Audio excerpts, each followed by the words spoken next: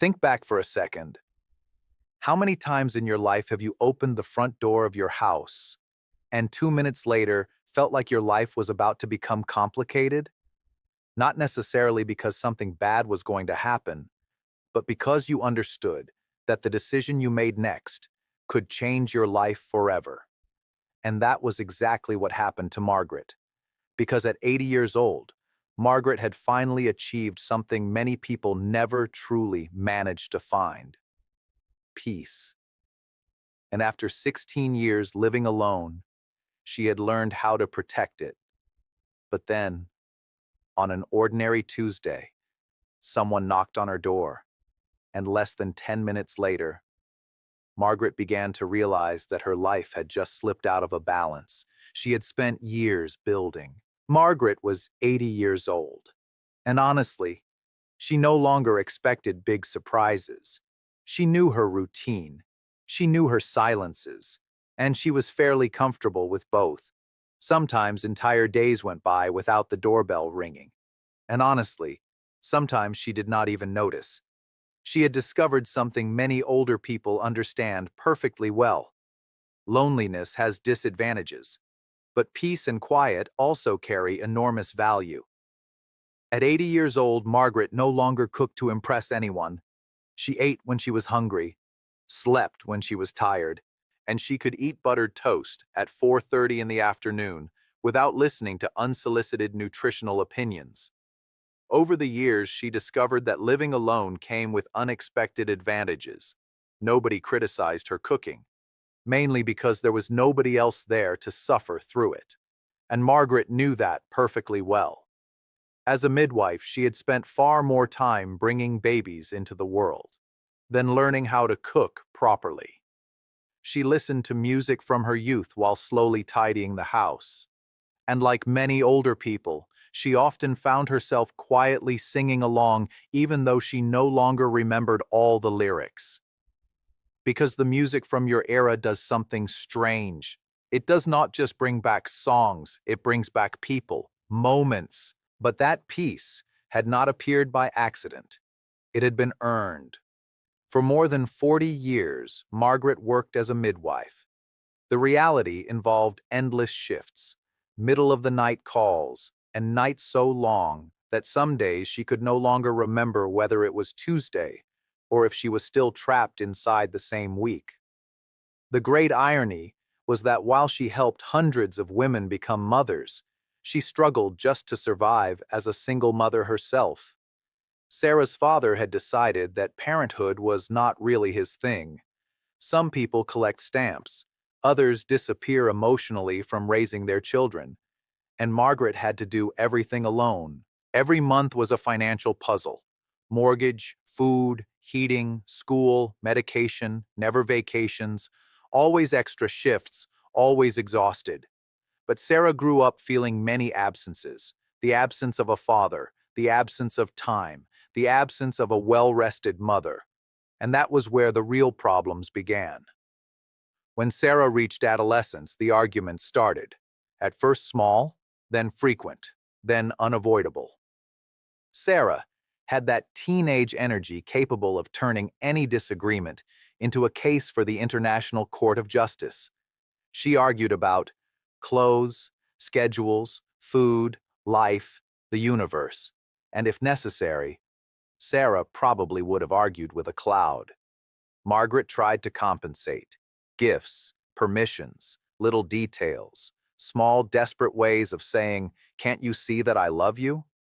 But over the years, Margaret discovered something painful: gifts accomplish very little when what is truly missing is time. And the arguments kept growing. Sarah cried, yelled, complained, and Margaret came home exhausted after impossible shifts. At a certain age, people stop arguing in order to win. They begin avoiding arguments simply because their neck hurts afterward. But Margaret had not reached that stage yet. She still reacted, and after endless workdays, the words came out before she could control them. That was how the years passed, until Sarah grew up, moved out.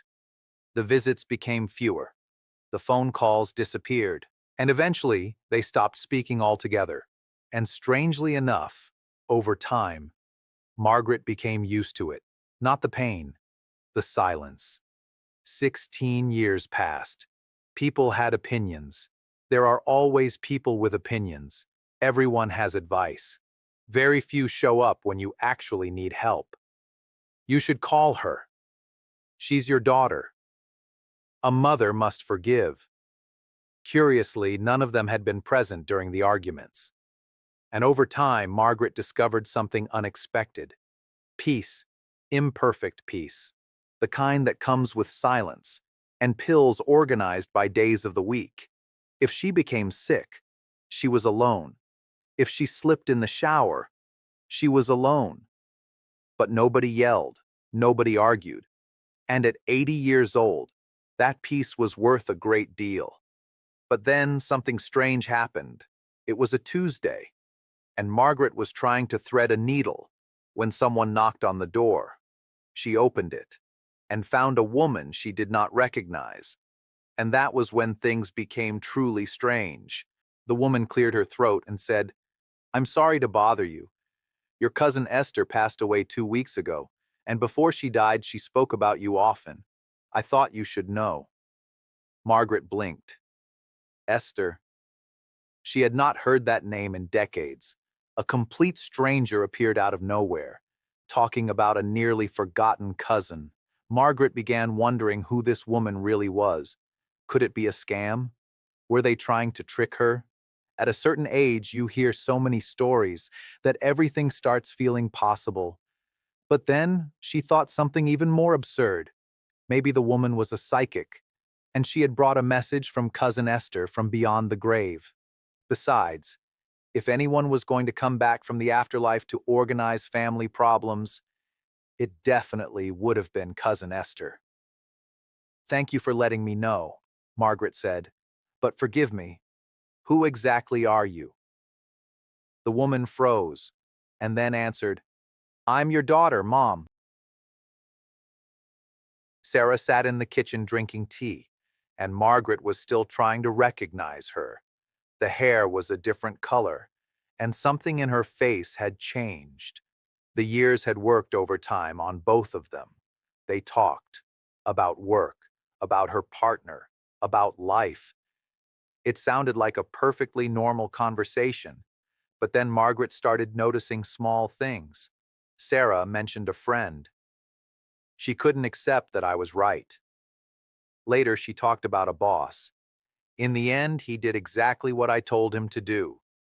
Then she talked about a relative. If someone thinks that way, I'd rather keep my distance. Nothing terrible, nothing offensive. But Margaret felt something familiar, like hearing a song you never liked, that you had not heard in 20 years. The years had changed many things, but not everything, and Margaret remembered the arguments, the tears, the sleepless nights. But she did not feel anger. At 80 years old, people no longer have enough energy to hate for that long. What she felt was something much more uncomfortable, that silent feeling that appears when you realize you have already lived this story before and remember perfectly how it ended.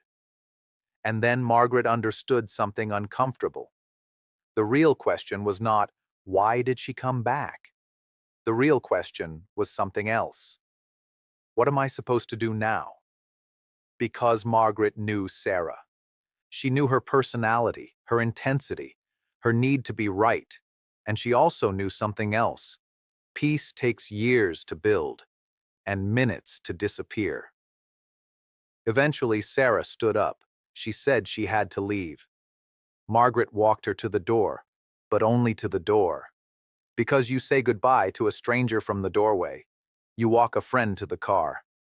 Sarah walked toward the car, opened the door, and raising her voice slightly asked, "Will you be here next Tuesday?" Margaret blinked. She had not considered that possibility. The woman had just invited herself back into her life after 16 years. "Yes, I'll be here." Then she added, "But don't come during nap time, and not too late either. In winter, I go to bed early." Sarah smiled, accepted the conditions, got into the car, and drove away. Margaret remained standing there for several minutes, staring at the empty street. And then she realized something almost funny. Life had just avoided making the decision for her. Sarah had simply moved on to the next chapter, without consulting the organizing committee. Margaret thought about canceling, thought about disappearing, thought about inventing an excuse. But then she remembered something only age teaches.